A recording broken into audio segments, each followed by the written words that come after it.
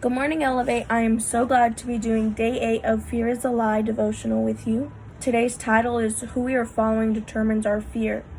And we all have that in common, that we all follow somebody on social media, whether it's Facebook, Instagram, Snapchat, TikTok, any other thing that I'm forgetting. Have you ever thought, who you're following, it influences you, whether it's good or bad? Basically, the title, who we're following, it really determines what our fears are. You can either follow someone that is fearless and you will feel like you're fearless towards something or someone.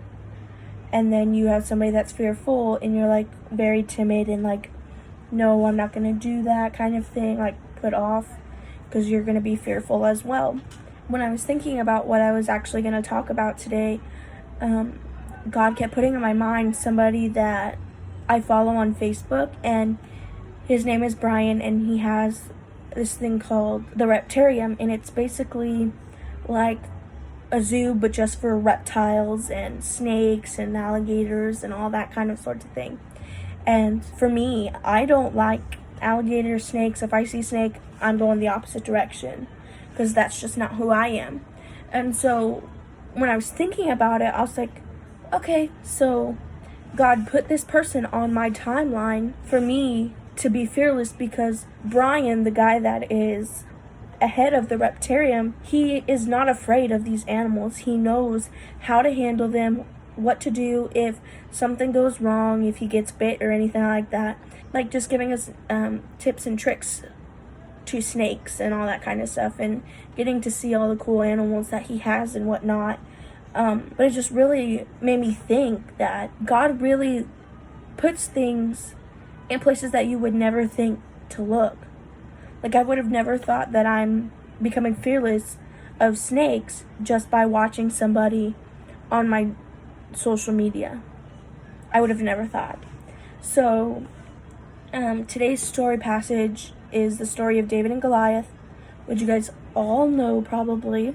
If not, it's in 1 Samuel 17. That is actually today's chapter, I guess you would say.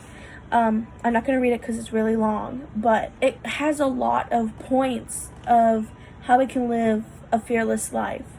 So once David got to the battlefield, he saw that Goliath was intimidating the Israelites, and he saw that they were stunned with fear. And so once David stepped out and defeated Goliath, everyone else wanted to do the same.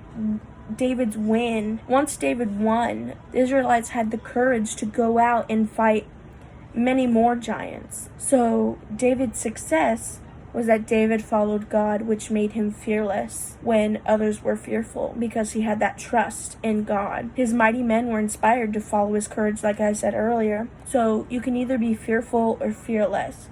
And they both have a ripple effect on the people around us, whether it's your friends or your teachers or your siblings or your parents. When a giant comes our way or your way, how are you responding to it? How do others see you responding?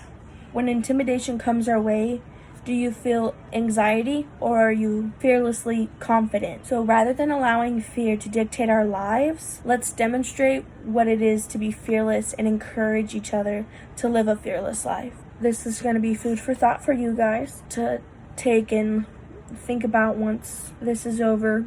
1, you need to identify what your fears are, because once you do that, it's your choice to either run towards them or run away from them. Once you're honest with yourself about who and what you fear, you can then choose to conquer your fear. I'm going to leave you with that. Hope you guys have an amazing day.